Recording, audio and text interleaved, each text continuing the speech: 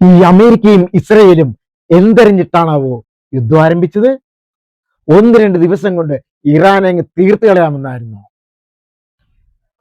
എതിരെ നിൽക്കുന്നവനെ അറിയണം, അവന്റെ മനസ്സറിയണം, അവന്റെ കണ്ണുകളിലെ അഗ്നി അറിയണം, അവന്റെ പോരാട്ട വീര്യം അറിയണം, അവന്റെ കായിക ബലം അറിയണം. പക്ഷേ ദാവീദിനത് അറിയില്ലായിരുന്നു. ഗോലിയാത്തിനെ പറ്റി ഒരു ചുക്കും അറിയില്ലായിരുന്നു. ഒഴിഞ്ഞു വീഴുന്ന ജീവനുകളെ മാത്രമേ ദാവീദ് കണ്ടുള്ളൂ. ദൈവം കൂടെയുണ്ടെന്നുള്ള ശക്തമായ വിശ്വാസം, അതാണ് ഗോലിയാത്തിനെ വീഴ്ത്തിയത്. ഇന്ന് നമ്മൾ ഇസ്രായേൽ ഇറാൻ യുദ്ധത്തിലേക്ക് വരികയാണ്. ഇത്രയും ദിവസങ്ങളായിട്ട് നാം അതിലേക്ക് വന്നില്ല. പല തലങ്ങളിലും നാം കേട്ടു. എന്നാൽ എന്താണ് കാരണം, എന്ന് തുടങ്ങി എന്നൊക്കെ നമുക്കറിയണ്ടേ? 3 വീഡിയോകളിലായി ഞാൻ നിങ്ങൾക്ക് നൽകുകയാണ്. ഏവർക്കും സ്വാഗതം, ഏവർക്കും നമസ്കാരം, എവരെയും ദൈവം അനുഗ്രഹിക്കട്ടെ.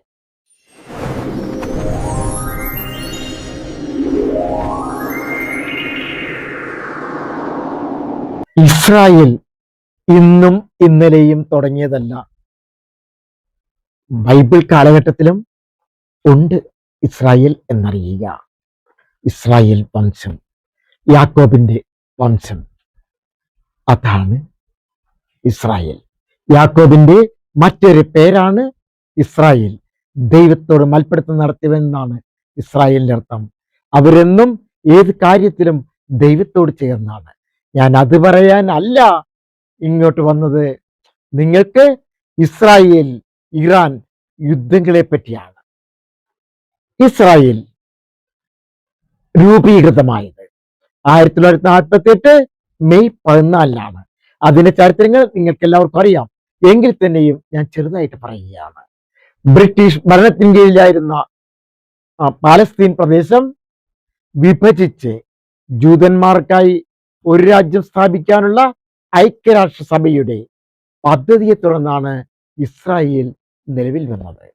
ആദ്യ പ്രധാനമന്ത്രിയായി ഡേവിഡ് ബെൻ ഗൂരിയർ ആണ് ഇസ്രായേലിന്റെ നയതന്ത്ര പ്രഖ്യാപനം നടത്തിയത്. പ്രധാന ചരിത്ര പശ്ചാത്തലം ബൽഫോർ പ്രഖ്യാപനം 1917. പാലസ്തീൻ മണ്ണിൽ ജൂതന്മാർക്കായി ഒരു ദേശീയ ഭവനം സ്ഥാപിക്കുന്നതിനെ അനുകൂലിച്ച് ബ്രിട്ടൻ പുറത്തിറക്കിയ പ്രഖ്യാപനമാണിത്. യഹൂദ പലായനം 1930, 1940-കളിൽ രണ്ടാം ലോക മഹായുദ്ധ കാലത്ത് ഹിറ്റ്ലറുടെ നാസി ജർമ്മനിയിൽ നടത്തിയ ജൂത കൂട്ടക്കൊലയെ തുടർന്ന് ലക്ഷക്കണക്കിന് ജൂതന്മാർ പാലസ്തീൻ പ്രദേശത്തേക്ക് കൂട്ടത്തോട് പലായനം ചെയ്തു. UN വിഭജന പദ്ധതി 1947 നിലവിൽ വരുമ്പോൾ പാലസ്തീൻ പ്രദേശം ജൂതന്മാർക്കായും അറബികൾക്കായും രണ്ടായി വിഭജിക്കാനും ജെറുസലേം അന്താരാഷ്ട്ര ഭരണത്തിന് കീഴിലേക്കാനും UN പൊതുസഭ പ്രമേയം പാസാക്കി. ജൂതന്മാർ ഇത് അംഗീകരിച്ചു. എന്നാൽ അറബ് രാജ്യങ്ങൾ അത് നിരസിച്ചു. അതുകൊണ്ടാണ് 1948 യുദ്ധം വന്നത്. അപ്പോൾ നാം അറിയണം, ഇറാനെ മാത്രമല്ല അറിയേണ്ടത്, ഇസ്രായേലിനെ അറിയണം. ഇസ്രായേൽ ജനിച്ചത്, അതായത് ഇസ്രായേൽ രാജ്യം ജനിച്ചത് 1948 അന്ന് തുടങ്ങി ഇസ്രായേലിനെതിരായിട്ട് അറബ് രാജ്യങ്ങൾ. കാരണം എന്താണ്? ആ പാലസ്തീൻ പ്രദേശം രണ്ടാക്കിയതാണ് അവരെ സംബന്ധിച്ചിടത്തോളം പ്രശ്നമായത്. ആ സ്വാതന്ത്ര്യ പ്രഖ്യാപനത്തിന് തൊട്ട് പിന്നാലെ ഈജിപ്ത്, സിറിയ, ജോർദാൻ, ഇറാഖ് എന്ന് തുടങ്ങിയ രാജ്യങ്ങൾ ഇസ്രായേലിനെ ആക്രമിച്ചു. ആ യുദ്ധത്തിൽ UN അനുവദിച്ചതിനേക്കാൾ കൂടുതൽ പ്രദേശങ്ങൾ ഇസ്രായേലിന് ലഭിക്കുകയും ചെയ്തു. അപ്പോൾ നാം കരുതും ഒന്നുമില്ലായ്മയിൽ നിന്ന്, പല സ്ഥലങ്ങളിലും അവർ പീഡിപ്പിക്കപ്പെട്ടു, പലയിടങ്ങളിൽ നിന്ന് പുറത്താക്കപ്പെട്ടു, സ്വന്തം രാജ്യത്ത് അവർക്ക് ജീവിക്കാനുള്ള അവകാശമില്ലാത്ത അവസ്ഥയിൽ എത്തിച്ചു. പലവിധ കാരണങ്ങൾ അതിന്റെ പിന്നിലുണ്ട്. അതൊരുപക്ഷെ നിങ്ങൾക്കറിയാം. ഇല്ല എങ്കിൽ അത് ഞാൻ പിന്നീട് പറഞ്ഞു തരാം. 1948 ഇവർ സ്വാതന്ത്ര്യം കിട്ടിയപ്പോൾ അവരുടെ കയ്യിൽ എന്തുണ്ട്? നത്തിങ്. ചില സിനിമയിൽ പറഞ്ഞ പോലെ എന്റെ കയ്യിൽ ഒന്നുമില്ലായിരുന്നു. അപ്പോൾ അവരെ ഹെൽപ്പ് ചെയ്യാനായിട്ട് വന്നത്, ആ നിർണായക സമയത്ത് സഹായം നൽകിയത് ജോസഫ് സ്റ്റാലിന്റെ സോവിയറ്റ് യൂണിയൻ, ഹാരിസ് ട്രൂമാന്റെ അമേരിക്ക, ചെക്കോസ്ലാവിക്ക, ഇവര് 3 പേരുമാണ് പ്രധാന സഹായങ്ങൾ ചെയ്തത്. ഏറ്റവും കൂടുതൽ സഹായം ചെയ്യുന്ന പറയുന്നത് ചെക്കോസ്ലാവിക്ക തന്നെയാണ്. ഇസ്രായേലിന് കൂടുതൽ ആയുധങ്ങൾ കൊടുത്തു, യുദ്ധവിമാനങ്ങൾ കൊടുത്തു, സ്പിറ്റ്ഫയേഴ്സ്, ആവിയോ ഫൈറ്റേഴ്സ്, അവയൊക്കെ നൽകിയത് ചെക്കോസ്ലോവാക്യയാണ്. ഇസ്രായേൽ സൈന്യത്തിന് അവർ പരിശീലനം നൽകി. സോവിയറ്റ് യൂണിയൻ ചെക്കോസ്ലോവാക്യ വഴി ഇസ്രായേലിന് ആയുധങ്ങൾ വിൽക്കാൻ സോവിയറ്റ് ഭരണാധികാരിയായ ജോസഫ് സ്റ്റാലിൻ അനുമതി നൽകുകയും ചെയ്തു. അന്താരാഷ്ട്ര തലത്തിൽ ഇസ്രായേൽ രൂപീകരണത്തെ പിന്തുണയ്ക്കുകയും ചെയ്തു. അമേരിക്ക, യുണൈറ്റഡ് സ്റ്റേറ്റ്സ് ഇസ്രായേൽ സ്വാതന്ത്ര്യം പ്രഖ്യാപിച്ച് മിനിറ്റുകൾക്കകം അമേരിക്കൻ പ്രസിഡന്റ് ഹാരി ട്രൂമാൻ പുതിയ രാജ്യത്തെ ഔദ്യോഗികമായി അംഗീകരിച്ചു. അമേരിക്കയിലെ ജൂത സമൂഹവും വ്യക്തികളും പണം സമാഹരിച്ചു നൽകിയ പണമാണ് ആയുധ കരാറുകൾക്ക് ഉപയോഗിച്ചത്. നാം ഇസ്രായേലിനെ അറിയണം. ഇസ്രായേൽ വളർന്ന വഴിയറിയണം. ഇസ്രായേൽ എത്രയുണ്ട്? നമ്മുടെ പാലക്കാട് ജില്ല, കേരളം തന്നെ നമ്മളുടെ ഭൂഗോളത്തിൽ, അതായത് ഗ്ലോബില് ഒരു സൂചി കുത്താനിടമില്ല. ആ കേരളത്തിന്റെ ജില്ലകളിൽ ഒന്നായ പാലക്കാട്, ആ പാലക്കാട് ജില്ലയുടെ അത്രയും പോലും വരാത്ത ഭൂപ്രദേശമുള്ള ഒരു സ്ഥലമാണ് ഇസ്രായേൽ എന്നറിയുക. അതിനെപ്പറ്റി ഞാൻ അടുത്ത വീഡിയോയിൽ തരുന്നുണ്ട്. നമ്മളിപ്പോൾ യുദ്ധത്തിലാണ്. ഇന്ന് തീരും നാളെ തീരുമെന്ന് കരുതി മാസങ്ങളായി കാത്തിരുന്ന മധ്യേഷ്യയിലെ യുദ്ധം ഇങ്ങനെ നീളുകയാണ്. ഈ 2026 അതിന് മുമ്പും ഉണ്ടായിരുന്നു പ്രോക്സി വാറായി. ഇറാനും ഇസ്രയേലും തമ്മിലുള്ള ഇന്നത്തെ കടുത്ത ശത്രുത ആരംഭിച്ചെന്ന് പറയുന്നത് 1979 ഇസ്ലാമിക വിപ്ലവത്തിന് ശേഷമാണ്, ഇസ്ലാമിക് റവല്യൂഷന് ശേഷമാണ്. അപ്പോൾ ഇതിനു മുമ്പ് എന്തായിരുന്നു? നാം സിറിയ, ഈജിപ്ത്, ഇറാഖ്, ജോർദാൻ എന്നിവർ 1948 യുദ്ധത്തിന് ഇസ്രായേലിനെ എതിർത്തു, നശിപ്പിക്കാൻ നോക്കി. ആ സമയത്ത് ഇറാൻ എന്ത് ചെയ്തു? ഇറാൻ ഒന്നും മിണ്ടിയില്ല. അപ്പോഴെന്തായിരിക്കും ഇറാന്റെ ഭാഗം? അതായത് 1948 മുതൽ 1979 വരെ ഏതാണ്ട് 30-31 വർഷത്തോളം ഇരു രാജ്യങ്ങളും തമ്മിൽ മിഡിൽ ഈസ്റ്റിലെ ഏറ്റവും അടുത്ത തന്ത്രപ്രധാന പങ്കാളികളായിരുന്നു, സുഹൃത്തുക്കളായിരുന്നു, സ്നേഹിതരായിരുന്നു, പരസ്പരം സ്നേഹിച്ചവരായിരുന്നു. 1948 ഇസ്രായേൽ രൂപീകൃതമായപ്പോൾ അതിനെ അംഗീകരിച്ച രണ്ടാമത്തെ മുസ്ലിം ഭൂരിപക്ഷ രാജ്യമായിരുന്നു ഇറാൻ. അക്കാലത്ത് ഇസ്രായേലിന് ആവശ്യമായ എണ്ണ നൽകിയിരുന്നത് ഇറാനാണ്.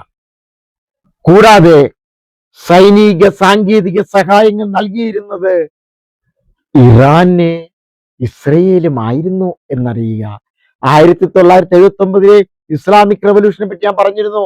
അവിടെ ഒരു ഭരണമാറ്റം ഉണ്ടായി. പ്രത്യയ ശാസ്ത്രവും 1979 ഇറാൻ ഭരിച്ചിരുന്ന ഷാ മുഹമ്മദ് റസ പഹ്ലവിയെ പുറത്താക്കി അയത്തുള്ള റുഹുള്ള ഖൊമേനിയുടെ നേതൃത്വത്തിൽ ഇസ്ലാമിക ഭരണം അവിടെ നിലവിൽ വന്നു. അതാണ് ഇസ്രായേലിനെ ശത്രുപക്ഷത്തിലേക്ക് ഇവർ മാറ്റിയത്. അതാണ് ഇസ്രായേലും ഇറാനും രണ്ടായി. അന്ന് തുടങ്ങി പുതിയ ഭരണകൂടം ഇസ്രായേലിനെ ഒരു രാജ്യമായി അംഗീകരിക്കാൻ വിസമ്മതിക്കുകയും അതിനെ ഒരു ലെജിറ്റിമേറ്റ് സ്റ്റേറ്റ് ആയി അവർ തീരുമാനിച്ചു. അതായത് അവിഹിത രാജ്യം എന്ന് വിളിച്ചു അവർ. അമേരിക്കയെ വലിയ സാത്താനെന്നും ഇസ്രായേലിനെ ചെറിയ സാത്താനെന്നുമാണ് ആ ഭരണകൂടം വിശേഷിപ്പിച്ചത്.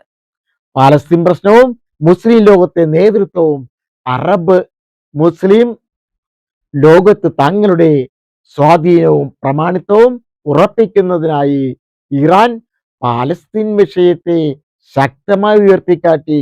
അതായത് പാലസ്തീനെ പകുതി പകുതിയാക്കി. അതൊരു അറബ് രാജ്യമാണ്, അതിനെ ഇസ്രായേലിന് ഒരു യഹൂദ രാജ്യത്തിന് കൊടുക്കേണ്ടതില്ല, അത് അവരുടെ അവകാശമാണ്, അവരുടെ മണ്ണാണ് എന്നൊരു വിഷയത്തെ ശക്തമായി ഇവർ ഉയർത്തിക്കാട്ടി. ഇസ്രായേലിനെ പരാജയപ്പെടുത്തുന്നതിലൂടെ തങ്ങൾക്ക് മുസ്ലിം രാജ്യങ്ങളുടെ ഇടയിൽ വലിയ അംഗീകാരം ലഭിക്കുമെന്ന് ഇറാൻ കരുതി. പ്രോക്സി ഗ്രൂപ്പുകളുടെ, അതായത് നിഴൽ സൈന്യങ്ങളുടെ രൂപീകരണം ഇസ്രായേലിനെ നേരിട്ട് ആക്രമിക്കുന്നതിന് പകരം അവർ ഒളിയുദ്ധങ്ങൾ തുടങ്ങി. അവരുടെ അതിർത്തികളിൽ ഇറാൻ സ്വന്തം നിഴൽ സൈന്യങ്ങളെ വളർത്തിയെടുത്തു, അവരെ പാലൂട്ടി വളർത്തി. ലബനനിലെ ഹിസ്ബുള്ള, പാലസ്തീനിലെ ഹമാസ്, യമനിലെ ഹൂതികൾ തുടങ്ങിയ സായുധ ഗ്രൂപ്പുകൾ, തീവ്രവാദി ഗ്രൂപ്പുകൾ ഈയിടയ്ക്ക് നമ്മളെല്ലാം അറിയുന്നു.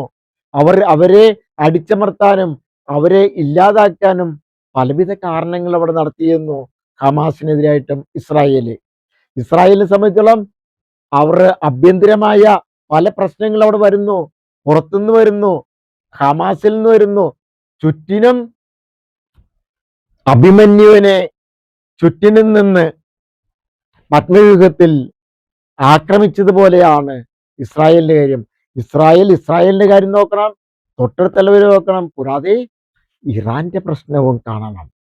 തീവ്രവാദി ഗ്രൂപ്പുകൾക്ക് പലവിധ സഹായങ്ങള്, ആധുനിക ആയുധങ്ങള്, ഒത്തിരി പണം, ഇതെല്ലാം നൽകിക്കൊണ്ടിരുന്ന ഇറാനാണ്. ഇപ്പോഴും അതാണെന്ന് ലോകം പറയുന്നു. ഇത് തങ്ങളുടെ അസ്തിത്വത്തിന് തന്നെ ഭീഷണിയാണെന്ന് ഇസ്രായേൽ അറിഞ്ഞു.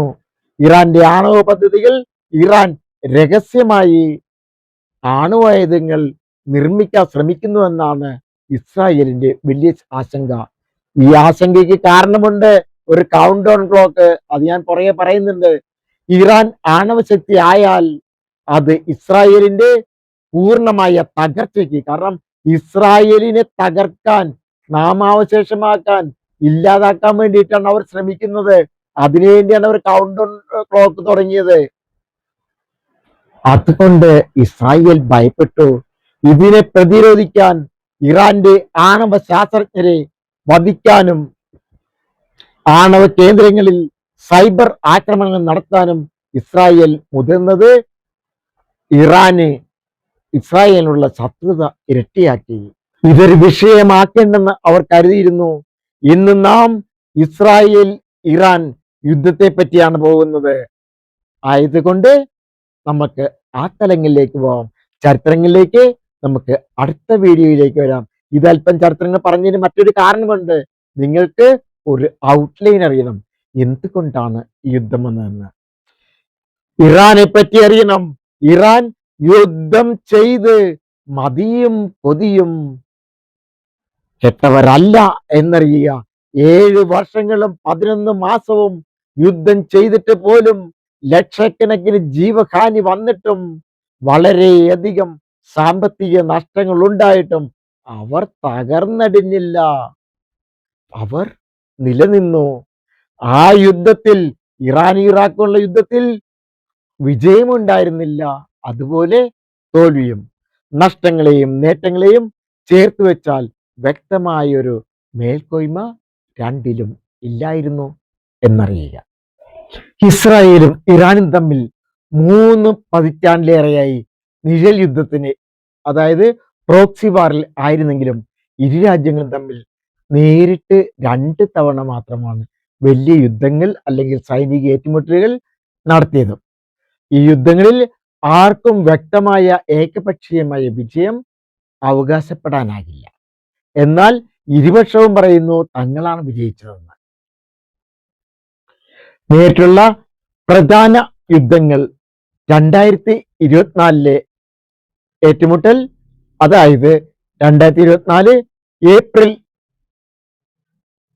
മാസം ഇരു രാജ്യങ്ങളും പരസ്പരം മിസൈലുകളും ഡ്രോണുകളും ഉപയോഗിച്ച് ആക്രമണങ്ങൾ നടത്തി. 2025 12 ദിവസത്തെ യുദ്ധം, അതായത് 12 ഡേ വാർ എന്നാണ് അറിയപ്പെടുന്നത്. ആ 12 ഡേ വാർ 2025 ജൂണിൽ ഇസ്രായേൽ ഇറാന്റെ ആണവ സൈനിക കേന്ദ്രങ്ങളെ ലക്ഷ്യമിട്ട് ആക്രമണം നടത്തി. അതായത് ഓപ്പറേഷൻ റൈസിംഗ് ലയൺ എന്നാണ് അതിന്റെ പേരിട്ടിരുന്നത്. ഇറാൻ ശക്തമായി തിരിച്ചടിച്ചു അതിന്. ഇത് 12 ദിവസം നീണ്ടുനിന്ന പൂർണ്ണമായ യുദ്ധമായി മാറി. പിന്നീട് 2026 ഫെബ്രുവരിയിൽ അമേരിക്കയുമായി ചേർന്ന് ഇസ്രായേൽ ഇറാനിലെ തന്ത്രപ്രധാനമായ കേന്ദ്രങ്ങളിൽ വ്യോമാക്രമണങ്ങൾ നടത്തി. ഇറാന്റെ പരമോന്നത നേതാവ് അലി ഖമേനി അടക്കമുള്ളവർ ഈ ആക്രമണത്തിൽ കൊല്ലപ്പെടുകയും ഇറാൻ ഇസ്രായേലിന് നേരെ വലിയ തോതിൽ മിസൈൽ വർഷിക്കുകയും ചെയ്തുകൊണ്ടിരിക്കുകയാണ്. യുദ്ധം ഇപ്പോഴും നടക്കുകയാണ്. അതോടൊപ്പം ഗൾഫ് മേഖലകളിലും ഇറാൻ യുദ്ധം ചെയ്തു. കാരണം അമേരിക്കയെ സപ്പോർട്ട് ചെയ്യുന്ന ഗൾഫ് രാഷ്ട്രങ്ങളെയാണ് അവർ ആക്രമിച്ചത്. അതിന്റെ ചരിത്രങ്ങളും എല്ലാം പറയാം. അതുപോലെ തന്നെ കൗണ്ട് ഡൗൺ ക്ലോക്ക് എന്താണെന്ന് പറയാം. അത് അടുത്ത വീഡിയോയിൽ നമുക്ക് കാണാം. ഏവരെയും ദൈവം അനുഗ്രഹിക്കട്ടെ. ഏവർക്കും നന്ദി. ഈ വീഡിയോ നിങ്ങൾക്ക് ഉപകാരപ്രദമായെന്ന് തോന്നിയാൽ മറ്റുള്ളവർക്കും കൂടെ ലഭിക്കുവാൻ ഷെയർ ചെയ്യാൻ മറക്കില്ലല്ലോ. ഇനിയും ഇതുപോലെയുള്ള വീഡിയോകൾ ലഭിക്കുവാനായി സബ്സ്ക്രൈബ് ചെയ്തിട്ടില്ല എങ്കിൽ സബ്സ്ക്രൈബ് കൂടെ ചെയ്യണേ.